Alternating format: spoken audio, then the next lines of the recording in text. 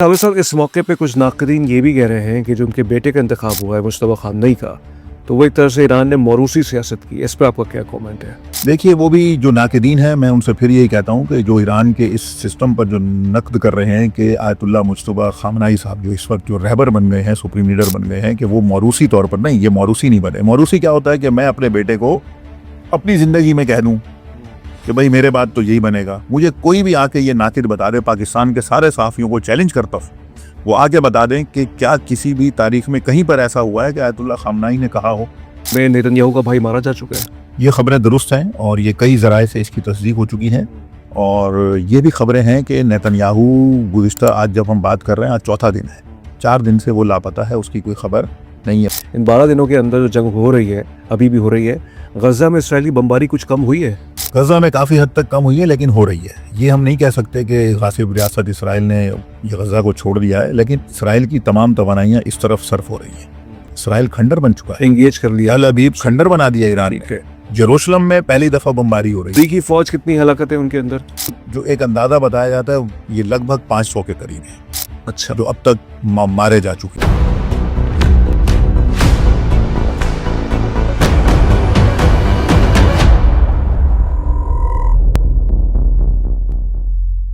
बिस्मिल्लाहिर्रहमानिर्रहीम। अस्सलाम वालेकुम नाज़रीन, मैं हूं तज़मीन जावेद। ज़ाविया बहुत महीनों बाद आपके सामने फिर से हाजिर है। गालिबन मेरी कुछ मसरूफियात थी, लेकिन अब लाजमी था कि हम आपके सामने आए, क्योंकि मुल्क के हालात और बैनुल अक़वामी हालात ऐसे हैं जो हमें मजबूर कर रहे हैं बार बार के हम खामोश नहीं रह सकते। आयतुल्लाह ख़ामनई की शहादत के बाद इस वक्त उम्मत के अंदर इत्तेहाद की फ़िज़ा है। तमाम मुसलमान इज्तिमाई तौर पे आवाम के अंदर एक मोहब्बत की फ़िज़ा है, एक एहसास है, एक जज्बात हैं आयतुल्लाह अली ख़ामनई शहीद के लिए। उनकी शहादत हुई अंदोनाक 28 फरवरी को के रोज़, और उसके बाद से अब तक 12-13 रोज़ हो चुके हैं। जंग जो है ईरान और अमेरिका इसराइल के माबैन जारी है, जो जिसके बारे में कभी लगता ये है कि वो रुक जाएगी, कभी लगता है कि वो बढ़ जाएगी। तेल की कीमतें वैसे ही पाकिस्तान के अंदर उसमें इजाफा हो चुका है, और पाकिस्तान का सबसे बड़ा कंसर्न यही है कि तेल की कीमतें कितनी आगे जाएंगी। साथ साथ आयतुल्लाह ख़ामनई के बेटे मुश्तबा ख़ामनई साहब की जो है वो सिलेक्शन हो गई है, और वहाँ की जो काउंसिल ऑफ एक्सपर्ट्स है, जिसको खुबरगाने जो कमेटी कहा जाता है, जो कुम में मौजूद है, उन्होंने उनको मुंतखब किया है। मुश्तबा ख़ामनई साहब जो हैं आयतुल्लाह ख़ामनई के बेटे हैं। कहा यह जाता है कि उन्होंने पस पर्दा बहुत ही फ़ाल किरदार अदा किया है, और IRGC जो कि पासदारान इनकलाब जिसको आप कहते हैं, ये उसको भी लीड करते हैं। और बहुत से हवालों से जंग जारी है, स्ट्रेट ऑफ हॉर्मुज़ बंद है, अपना हॉर्मुज़ बंद है, और ईरान ने यह बयान दिया है कि 1 लीटर तेल भी आगे नहीं जाएगा यहाँ से, जब तक ये जंग जो है हम जीते नहीं, या जब तक जो है अमेरिका अपने हमले ईरान पर रोकेगा नहीं। और उन्होंने कहा कि अमेरिका ने ये जंग शुरू की है, इसराइल ने ये जंग शुरू की है। साथ साथ जो अंदरनाक वाक़या है, जिस पर पूरा इंटरनेशनल मीडिया चुप है, और फिर कभी ना कभी वो बात भी करता है, कभी ना कभी वो खामोश भी हो जाता है, वो जो मीनाब के अंदर, स्कूल के अंदर 180 बच्चे जो शहीद हो गए, उस पर हर कोई खामोश है। कहाँ है इंसानी हुकूक के लंबरदार डॉक्टर साबिर अबू मरियम साहब, जिनको आप देखते भी हैं इस प्लेटफॉर्म पे? उनके सामने हम ये सवाल रखेंगे। ये जंग ईरान बहुत आगे तक लेके आ गया है, क्या यही उम्मीद की जा रही थी ईरान से, या उन्होंने बहुत कमाल कर दिया है? बिस्मिल्लाहिर्रहमानिर्रहीम। शुक्रिया तज़मीन भाई, बहुत अरसे बाद आज एक अहम मौजू के ऊपर हम और आप गुफ्तगू कर रहे हैं। यकीनन जो दुश्मन है ईरान के, अमेरिका, इसराइल, बरतानिया और मगरबी ताकतें जो हैं, उनके जो कैलकुलेशन थी वो फेल हो गई है। उनकी कैलकुलेशंस तो ये थी कि ईरान के सुप्रीम लीडर आयतुल्लाह ख़ामनई को कत्ल कर देंगे, और उसके बाद सब कुछ ख़त्म, रिजीम चेंज कर देंगे, और वहाँ पर अपने मनपसंद लोगों को ले आएंगे। और वहाँ कुछ लोग इस बारे में तैयार हैं, जो उनके साथ बैकडोर चैनल पे भी राब्तों में हैं, और उनको पूरी प्लानिंग की गई है कि उन्हें वहाँ पर लाकर बिठाया जाएगा और पूरा निज़ाम साकित हो जाएगा। लेकिन आप देखें कि पहली मिसकैलकुलेशन कहाँ हुई है, जब सुप्रीम लीडर को कत्ल किया गया, शहीद कर दिया गया, उसके बाद ईरान ने रिटेलिएशन शुरू कर दी। होना ये चाहिए था कि ईरान सो जाता, ख़त्म हो जाता सब कुछ, क्योंकि यानी यही तासुर था कि सब ख़त्म। लेकिन उसका जो रिएक्शन आया वो बहुत बड़ा आया। जितनी बड़ी शहादत थी, उतना ही बड़ा रिएक्शन आया, और उसने ये साबित किया कि अमेरिकन के और इसराइलीज़ के जो कैलकुलेशन जो वो नाकाफ़ी हैं, वो फेल्ड हैं। वो जितने हिसाब किताब है, पहला तो ये उनको नाकामी अमेरिका को वहाँ पर हुई। दूसरा सरप्राइज़ उनको ये मिल गया कि ईरान मुसलसल, अभी जब हम बात भी कर रहे हैं, आज 11वां-12वां रोज़ है जंग का, मुसलसल जो रिटेलिएट कर रहा है, ना सिर्फ रिटेलिएट, बल्कि जिस तरह शहीद रहबर ने ये कहा था कि ये रीजनल स्केल वॉर जाएगी। अब आप देखें कि ये रीजनल से भी ये बात आगे निकल गई है। एक मिसाल से बताता हूँ, बीच में और भी बातें आ जाएंगी। अभी थोड़ी देर पहले भी हम बात कर रहे थे कि साउथ कोरिया, मैं कल ही स्टडी कर रहा था कि पिछले 30 साल में साउथ कोरिया में ऑयल की प्राइसेस 0.1% भी इंक्रीज नहीं की गई, न डिक्रीज की गई हैं, कांस्टेंट रही हैं। कल की ये रिपोर्ट है कि 30 साल के अंदर पहली दफ़ा साउथ कोरिया को अपनी जो ऑयल की प्राइसेस हैं उन्हें इंक्रीज करनी पड़ा है। इसका मतलब है कि रीजन वेस्ट एशिया नहीं, साउथ एशिया नहीं, बल्कि दूसरे जो रीजन हैं वो भी इसमें डिस्टर्ब हो रहे हैं और अब वो भी इसकी अताब में आ रहे हैं। तो ये बड़ा सरप्राइज है। जो आपने सवाल किया कि ईरान ने क्या सरप्राइज, बिल्कुल ये सरप्राइज दिया है और ट्रंप इसका एतराफ़ कर चुका है कि ट्रंप के मुताबिक तो ये जंग एक दिन में ख़त्म हो जानी थी, कि रहबर को जो आयतुल्ला खामनाई है उनको कत्ल कर दिया, शहीद कर दिया, बस काम ख़त्म है। लेकिन जंग आगाज़ हो गई और जो ईरानी लोग हैं, जो उनकी फ़ौज है, जो उनके कमांडर्स हैं, आप उनके बयानात देखिए, वो भी कह रहे हैं ये जंग का इख्तिताम नहीं, ये शुरू है। जंग हम अपनी मर्जी से बंद करेंगे। तो अब सूरत हाल ये है कि जिसे हम कहना चाहिए वाकई ये बड़ा सरप्राइज़ है कि आप देखिए, एक छोटा सा मुल्क है ईरान, एक बहुत बड़ी ताकत है अमेरिका, जिसे सुपर पावर कह लो, उसके साथ इसराइल है जो टेक्नोलॉजी का गढ़ है, फिर ब्रिटिश हैं, फिर यूरोपियन कंट्रीज हैं, ये सारी दुनिया की टेक्नोलॉजी है उनके पास। ईरान के पास क्या है? ईरान बहुत छोटा सा मुल्क है, छोटी सी ताकत है उनके मुकाबले में, लेकिन ये छोटी सी ताकत के साथ अब ये बातें सामने आ रही हैं, यानी ये यकीन पुख्ता हो रहा है, सामने तो पहले आ चुकी हैं कि खुदा बिलाखिर है जो इनके साथ है। यानी कम होने के बावजूद, टेक्नोलॉजी में कम होने के बावजूद, ताकत में कम होने के बावजूद, पाबंदियों के अंदर गिरने के बावजूद, खुदा पर भरोसा करके वो इसका जवाब दे रहे हैं और कामयाब हो रहे हैं। इस वक्त अमेरिका परेशान है। अमेरिका का अब्राहम लिंकन आप देखें कि कहाँ चला गया है। 380 किलोमीटर पे पहले था, ये नॉटिकल माइल पे था, अब वो उससे भी कहीं आगे चला गया है। अमेरिका को मजबूरन अपना तीसरा बहरी बेड़ा मेडिटेरेनियन सी में जॉर्ज बुश भेजना पड़ा, क्योंकि इनका अब्राहम लिंकन नुकसान उठा चुका है, वहां पे उसकी तबाही हो चुकी है, एक तरीके से नकारा हो चुका है। लेकिन इन्होंने ईरान के जहाज को तो डुबोया है ना, नेवी जहाज को। देखिए, वो नेवी जहाज को जो डुबोया है वो बहरे हिंद के अंदर उन्होंने डुबोया है। वो जहाज में कौन लोग थे? वो कोई वो जंग लड़ने आए जंग वाले नहीं थे, तो सिविलियन थे, आम लोग थे। वो तो एक ये क्या क्या कहना चाहिए, वो मर्चेंट टाइप का शिप था, वो कोई वो जंगी जहाज नहीं था। लेकिन ईरान ने, देखें जो मैं जो बताने की कोशिश कर रहा हूँ, ईरान ने जो काम किया है अमेरिका के सुपर पावर के तस्वुर को तोड़ दिया। ठीक है, यानी ईरानी मिसाइल अगर अमेरिकी बहरी बेड़े पे जाके लगता है, अब्राहम लिंकन पे लगता है, या फिफ्थ फ्लीट जो बहरीन में खड़ा वो उसके ऊपर जो लगता है, इसका मतलब है कि एक बहुत छोटी ताकत एक बड़ी ताकत को सही सरनगू कर रही है, उसके तस्वुर को तोड़ रही है। ये कामयाबी है। फिफ्थ फ्लीट की हालत आप देखें जो बहरीन में है, वो उस इलाके में नेवल हेडक्वार्टर है एक तरीके से, जो है ना, वो क्या नाम है अमेरिका का, उस नेवल हेडक्वार्टर का रडार जो दिफाई निज़ाम है, जिसने उसको बचाना है, जिसने महफूज रखना है, वो किसने तबाह किया है?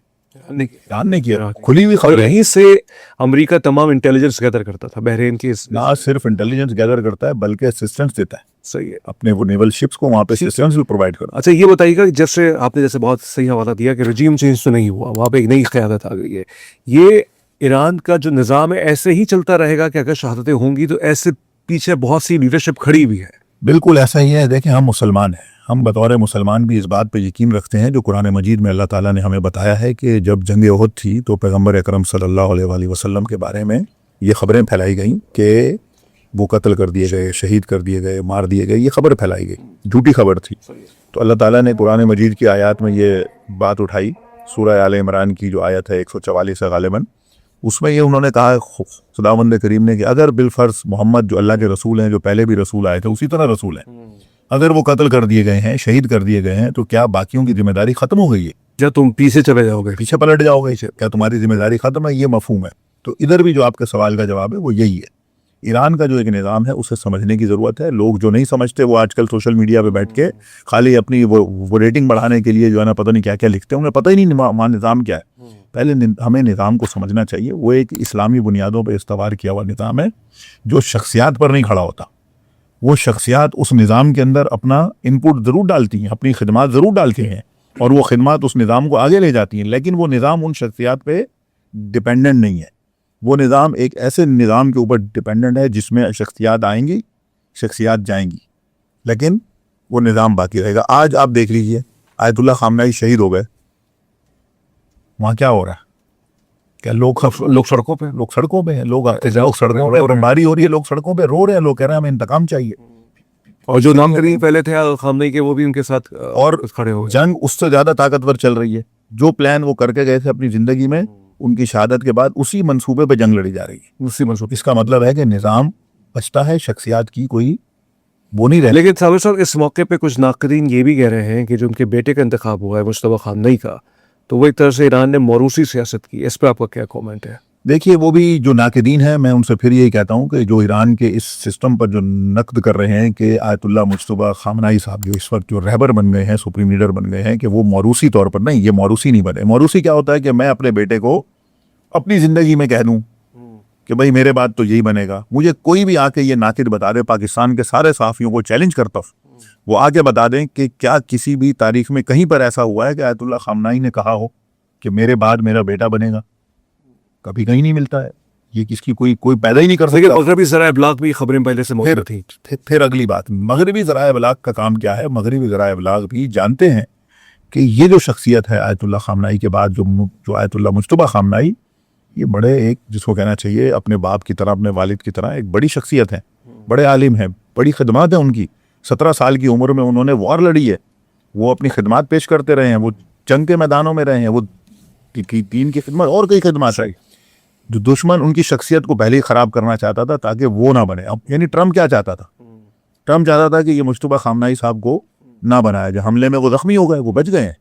अगर वो शहीद हो जाते तो ट्रम्प का मकसद तो पूरा हो गया था। लेकिन अब ट्रम्प क्या कहता था? मैं इन्हें कबूल नहीं करूंगा। या उनकी जो मजलिस ख़ुबरगान है उसमें कोई एक दो लोग नहीं है, दर्जनों लोग हैं, और सारे आयतुल्लाह हैं, वो मुज्तहिद हैं, बड़े उलमा हैं, बड़े स्कॉलर्स हैं, जिन्होंने 50-50 साल इल्म हासिल करके वो इस जगह पे आके बैठे हैं, इस कमेटी के मेंबर बने हैं। उन सब ने ये फैसला किया मुत्तफ़िक़ा तौर पे, अक्सरियत से ये फैसला हुआ। एक दो और भी कैंडिडेट्स थे, वो नहीं बन सके, लेकिन सब ने इस चीज़ का फैसला किया कि यही कायद बनेंगे, और उन्होंने उन्हें कायद बनाया। मौरूसी क्या होता है कि बाप अपने बेटे को कह दे कि मैं मर जाऊंगा, मेरे बाद ये होगा। एक तरीका ये है। दूसरा तरीका मौरूसी ये होता है कि बाप अपनी ज़िंदगी में अपने बेटे को किसी बड़े ओहदे पे लगा दे। ये एक इशारा होता है कि भाई मेरे जाने के बाद मेरा बेटा ही चलाएगा। लेकिन इस केस में, रहबर आयतुल्लाह ख़ामनई साहब के केस में, इधर हमें कहीं भी नहीं मिलता है। ना उन्होंने अपनी ज़िंदगी में उन्हें कोई ओहदे दिए, ना किसी ऐसे वो मनसब पे फाइज किया जिससे ये तासुर जाए, ना कभी उनको कोई मराआत दी अपने ओहदे की वजह से, और ना ही कहीं पर ये लिख कर दिया, ना कह कर दिया कि मेरे बाद ये होगा। तो इसका मतलब ये जो लोग प्रोपेगेंडा कर रहे हैं, ये उन अरब बादशाहों के पपेट हैं, ये अमरीकी पपेट्स, और अमेरिका के लिए जो ज़र खरीद गुलाम होते हैं हमारे पाकिस्तान की सोसाइटी में बहुत है। ठीक है, ये साफ़ी नहीं है, ये नाकिदीन भी नहीं है, ये नाम निहाद साफ़ी नुमा लोग हैं जो मैं देख रहा हूँ सोशल मीडिया पे, उनके अकाउंट्स मेरे सामने आ रहे हैं। वो सिर्फ अपने आकाओं को खुश करने के लिए ये कर रहे हैं ताकि उस कामयाबी के असर को तोड़ें जो कामयाबी ईरान ने हासिल कर ली है, कि अमेरिका के सामने सीना तान के उसी शख्स को उन्होंने कायद बनाया है जिसको अमेरिका कबूल नहीं करता है। अब इस तासुर को तोड़ने के लिए वो क्या कर रहे हैं? वो ये प्रोपेगेंडा कर रहे हैं। तो ये प्रोपेगेंडा नहीं चलेगा, ये प्रोपेगेंडा नहीं चलेगा। लेकिन ये खबर क्या सही है कि इस वक्त इसराइल में नेतन्याहू का भाई मारा जा चुका है? ये खबरें दुरुस्त हैं और ये कई ज़राए से इसकी तस्दीक हो चुकी हैं। और ये भी खबरें हैं कि नेतन्याहू गुज़िश्ता, आज जब हम बात कर रहे हैं, आज चौथा दिन है, 4 दिन से वो लापता है, उसकी कोई खबर नहीं है। वल्लाह आलम वो ज़ख्मी हुआ है या कहीं छुप गया है। लेकिन 4 दिन पहले उसने अपने वीडियो पैगाम जारी किया था, लेकिन उसके बाद वो गायब है। उसकी कोई सियासी एक्टिविटी नहीं है, कोई उसकी वो मीटिंग में कहीं नहीं जा रहा है, कोई चीज़ इस वक्त उसकी नज़र नहीं आ रही है। इतना सीक्रेट नहीं हो सकता, क्योंकि उसका जो बैकग्राउंड हम देखते हैं, अगर 1 महीने की हम उसकी जो उसकी एक्टिविटीज़ को मॉनिटर करें तो हमें हर दूसरे तीसरे दिन कोई ना कोई। अच्छा समझो, एक सवाल, एक मीडिया पे संवाद मिसिंग है। आप तो क्योंकि गज़ा पे बहुत स्पेशल आए रखते हैं, इन 12 दिनों के अंदर जो जंग हो रही है, अभी भी हो रही है, गज़ा में इसराइली बमबारी कुछ कम हुई है? गज़ा में काफ़ी हद तक कम हुई है, लेकिन हो रही है। ये हम नहीं कह सकते कि गासिब रियासत इसराइल ने ये गज़ा को छोड़ दिया है, लेकिन इसराइल की तमाम तवानाइयाँ इस तरफ सर्फ हो रही है। इसराइल खंडर बन चुका है, एंगेज कर लिया, तल अबीब खंडर बना दिया ईरान ने। जेरूसलम में पहली दफ़ा बमबारी हो रही है। जेरूसलम में, मकबूजा बैतुल मक़दस का जो शहर है, ईरान के मिसाइल वहाँ पर भी सेहूनी तनसीबात को हिट कर रहे हैं। सही है, जेरूसलम खंडर बन गया है, तल अबीब खंडर है, इलाद की बंदरगाह उनकी बंद हो गई है। ठीक है, उधर से गलीली के ऊपर जो लबनान की हमारी मुज़ाहमत है हिजबुल्लाह, वहाँ से उनके रॉकेट जा रहे हैं। ये भी जो ज़ख्मी हुआ है, सुना है कि ये हिजबुल्लाह की किसी कार्रवाई में ज़ख्मी हुआ। और फिर कुछ फ़ौजियों को, इसराइली फ़ौजियों को भी उन्होंने गिरफ्तार किया, जो ये लबनानी मुज़ाहमत है, उन्होंने गिरफ्तार किया। और एक खबर और भी आपको दे रहा हूँ कि इराक में जो मुज़ाहमती फोर्सेज हैं, हश्द शाबी, उन्होंने भी कुछ अमरीकी डेल्टा फोर्सेज को गिरफ्तार करके ईरान के हवाले कर दिया। ये खबरें भी चल रही है। ये भी खबर है। और इस वक्त अमरीकी फौज कितनी हलाकत है उनके अंदर? अमेरिकी फौज की हलाकत है क्योंकि अमेरिका तो सिर्फ 7 का कह रहा है अभी तक, 7। हाँ, तकरीबन जो एक अंदाजा बताया जाता है ये लगभग 500 के करीब है अच्छा, जो अब तक मारे जा चुके हैं, जो मुख्तलिफ ममालिक में, बहुत बड़ा नंबर है। अरब अमारात में, बहरीन में, कुवैत में, जॉर्डन में, सऊदी अरब में, जहाँ जहाँ इनके अड्डे थे, जिन अड्डों से इनके ऊपर हमले हुए थे ईरान पर, वहाँ पर उन्होंने जो है वो इसको हिट किया और वहाँ अमरीकी फौजियों को बहुत बड़े पैमाने पर नुकसान हुआ है। मैं आपको बताऊं कि कायद-ए-आज़म यूनिवर्सिटी के हमारे एक दोस्त हैं, प्रोफेसर हैं, जो अमेरिकन स्टडीज़ डिपार्टमेंट के हेड हैं, डॉक्टर मुनव्वर हुसैन साहब, आप भी जानते हैं। डॉक्टर मुनव्वर हुसैन साहब से अभी पिछले दिनों जब बात हुई तो उन्होंने बताया कि कुछ रिपोर्ट्स में उन्होंने पढ़ा है, तो उनकी जो स्टडी है, रिसर्च है, उन्होंने कहा कि जनाब इस वक्त हमारी इतलात के मुताबिक 12 से 15 हज़ार सहूनी भी हलाक हो चुके हैं। 7 न्यूक्लियर साइंटिस्ट मारे जा चुके हैं इसराइल के। 61 से ज़्यादा विंग कमांडर हैं जो F-35 चलाते हैं, वो मर चुके हैं। नेतन्याहू के भाई का तो आप अभी देख ही रहे हैं कि हर जगह इसकी खबर गर्म है। नेतन्याहू खुद गायब है, इसराइल खंडर बना पड़ा है। जो उनकी टेली कम्युनिकेशन के ठिकाने हैं, उनकी तस्वीरें जो है ना, सैटेलाइट तस्वीरें आना शुरू हो गई हैं सामने कि इसराइल की क्या हालत है। ये नाबूदी की तरफ है। तो ये एक बहुत बड़ी कामयाबी है। इस कामयाबी को दुश्मन छुपाने के लिए कई किस्म के मनफी प्रोपेगेंडे, और ये जो कामयाबी ईरान ने जब जंग को इस लेवल पर ले आया है कि उन्होंने बो डाउन नहीं किया है, अपने आप को सरनिगू नहीं किया है। अब कल से कुछ बयान चल रहे हैं ट्रम्प के कि जंग तकरीबन ख़त्म हो चुकी है, हम 4 हफ्ते पहले अपने मकासद हमने जो है वो पूरे कर लिए। हो सकता है फेस सेविंग के लिए भी बात कर रहा हूँ, लेकिन ट्रम्प की जो शख्सियत है वो कभी एक बात करता है, कभी दूसरी बात करता है, कभी तीसरी बात करता है। इस सब सिनेरियो में एक खदशा लोग ये जाहिर कर रहे हैं कि डेस्परेशन की आखिरी इंतहा पे अगर अमेरिका इसराइल जाते हैं तो ये मामला एटमी ताकत के इस्तेमाल की तरफ भी जा सकता है। आप इससे मुत्तफिक हैं? देखिए, अगर ये ज़माना 1940 और 45 का नहीं है, दूसरी जंग अज़ीम का ज़माना नहीं है कि अमेरिका आकर इस तरह से एटम बम इस्तेमाल कर लेगा। अगर वो करेगा तो फिर और भी करेंगे, फिर ईरान भी कर सकता है। ईरान के पास नहीं मालूम कि है या नहीं है, लेकिन वो उसके करीब है। सही, वो बनाएंगे। फतवा जो शहीद रहबर थे उनका फतवा यही था कि हम मौलिक हथियारों को बनाने वाले नहीं है। लेकिन जब आपको अपनी जान बचाने की आ जाए बात, सही है, तो फिर आप इस्तेहाद किया जा सकता है। हाँ, फिर ये इजाजत हो सकती है कि आप अपने दिफा के लिए ये कर सकते हैं। जब आपके ऊपर ये इस्तेमाल हो रहा है तो फिर आप भी करें। तो फिर ये दुनिया एक बड़े खतरे से दो चार हो जाएगी। और अभी आपको पता है कि एक खतरा सर पे मंडला रहा है, जो तेल क्राइसिस पैदा हो गया। बिल्कुल, बड़ा क्राइसिस। जो ममालिक जंग में नहीं है उनकी हालत खराब हो गई है। वो जंग वाला तो फिर भी बहुत अच्छा है, ईरान तो अभी भी उनके यहाँ बहुत कुछ जो है ना वो नॉर्मलाइज है। हमसे वर्क फ्रॉम होम शुरू हो गया। मैं हैरान हूँ कि पाकिस्तान में सारा कुछ ऑनलाइन करना शुरू कर दिया गया, वर्क फ्रॉम होम कर दिया गया। यहाँ पे अनारकी फैलाई जा रही है। ये पता नहीं किसके अज़ाइम को ये तकमील पहुँचाएगी। पुरसकून रहना चाहिए, हालात का मुकाबला करना चाहिए, अपने आसाब मजबूत रखने चाहिए। ये नहीं है कि अगर भाई जो जंग लड़ रहे हैं वहाँ पे वो लोग ऑनलाइन नहीं कर रहे अभी कोई काम अपना, वो फिजिकल कर रहे हैं। हम जो है वो ये कर रहे हैं। ये 12 इसके अच्छा साबिर साहब, आखिरी सवाल, खलीजी ममालिक का किरदार कैसा रहा इस सब अरसे में? क्या आपका इस पे तबसरा है? देखिए, खलीजी ममालिक को तो ये बात अब समझ आ जानी चाहिए कि जो अमेरिका को उन्होंने फौजी अड्डे दिए थे अपने ममालिक में, वो फौजी अड्डे उनके डिफेंस के लिए नहीं थे।